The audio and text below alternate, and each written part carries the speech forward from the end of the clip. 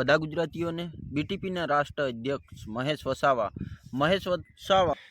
પાર્ટીઓ જોઈન્ટ કરી ચૂક્યા છે, છતાં એમનો મેળ નથી પડતો. એમનું કારણ શું છે ખાસ કરીને આજ દિન સુધી સામે નથી આવ્યું. તો સામે આવવા માટે શું શું કરવું પડે છે, જુઓ તમે આ વિડીયોને અંત સુધી જોજો અને ખૂબ મજા આવશે આ વિડીયોની અંદર.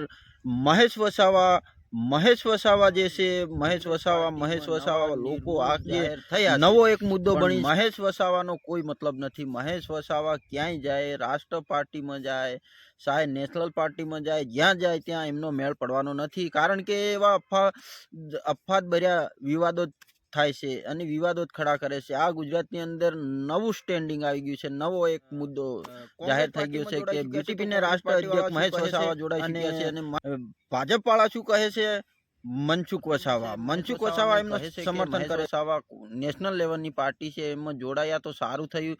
તો ભાજપમાં પણ જોડાયા તો ત્યારે એમને રોકવા જોઈએ, અને કોંગ્રેસ ભાજપમાં જોડાયા ત્યારે એમને કહેવું જોઈએ કે તમે પાર્ટી ના છોડતા. હવે જોડાયો, આમાં તમને કોઈક ઉમેદ જાગશે, કોઈક સારું કામ કરીને બતાવો લોકોને, આવું કેવું જોઈએ. આજે મનસુખ વસાવા ખુદ એમનું સમર્થન કરે છે અને શેતરને એક બાજુ મૂકે છે. શેતર પણ કમ નથી. શેતરની જગ્યાએ બીજા કોઈ હોય ને તો તમે એવું જ કરી શકો છો. એટલે મહેશ વસાવાને સમર્થન કરવા માટે મોટો ફાળો છે મનસુખ વસાવાનો. તો મનસુખ વસાવાને આવું પહેલાથી લાગતું હોય તો મનસુખ વસાવા જે પણ બોલી રહ્યા છે આ વિડીયોની અંદર, તમે જે પણ અમુક વિડીયો તમે જોયા હશે તો એમાં જે પણ કહેવાનું હશે એ કીધું છે. અને મહેશ વસાવાના સમર્થનમાં છે મનસુખ વસાવા.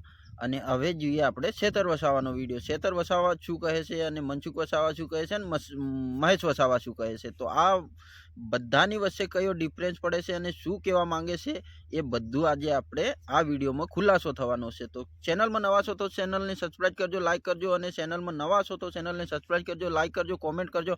અને શેતર વસાવા એમનું કામ કરે છે. શેતર વસાવા એક થયા છે, એમને છૂટાયા, પણ એમનું કામ જોવે છે. લોકો એમને એટલા માટે પસંદ કરે છે કે એ રિયલ હીરો તરીકે એમનું કામ કરે છે અને લોકોનો અવાજ બને છે. સદનથી લઈ સદન સુધીના કામ કરે છે. અને તમે જોતા જ હશે અવારનવાર રોડ રસ્તામાં ખુલ્લે આમ નિવેદન કરવામાંથી કોઈ પાની રાખતા નથી.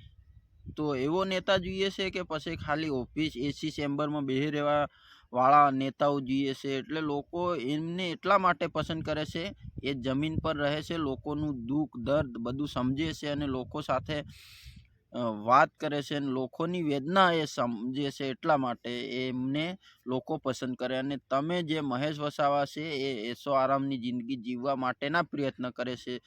એ બીટીપીમાં લડે તો એમને શું વાંધો છે? એ લોકોનું કામ કરતા હોય તો આવી જ જાય, કેમ ના આવે? કોઈ બી પાર્ટી હોય, વિપક્ષમાં કે અપક્ષમાં, વિપક્ષમાં કે ગમે એમમાં તમે ખાલી અન્યમાં બી રહો ને તોય આવી જાઓ, પણ લોકોનું કામ થવું જોઈએ. આ મારું સ્પષ્ટ માનવું છે. તમારું શું માનવું છે કોમેન્ટ બોક્સમાં જરૂરથી જણાવજો. અને આ ચેનલમાં ફરી કહું છું કે ચેનલમાં નવા છો તો ચેનલને સબસ્ક્રાઈબ કરતા જજો. હું આગળ એક નવો કે સરકાર હશે એ ડગલો કામ ના આપી દે, કે જેના વિસ્તારમાં એમની સરકાર છે તે ડગલો કામ જે ફળવાતું હોય એ જ ફળવાય.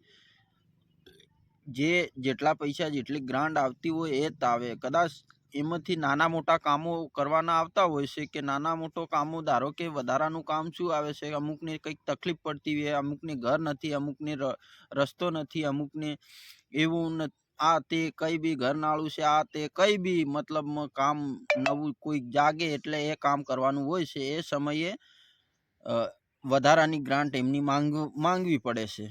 તો સરકારમાં બેસીને સરકાર એમના જેની કોઈ બી ની, ભાજપની હોય, કોંગ્રેસની હોય, આમ આદમી પાર્ટીમાં અન્ય સરકાર હોય તો એ કંઈ બધું જ સત્તામાં બેસીને આપી નહીં દે.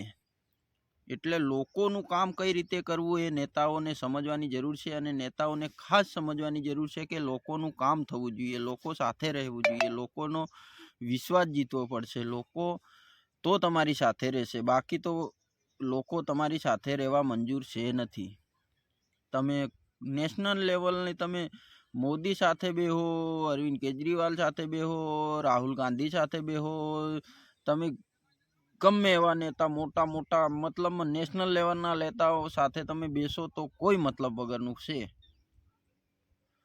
તે જોહાર, જય આદિવાસી, જય ભીલ પ્રદેશ, નમસ્કાર. ફરી નવા વિડીયા સાથે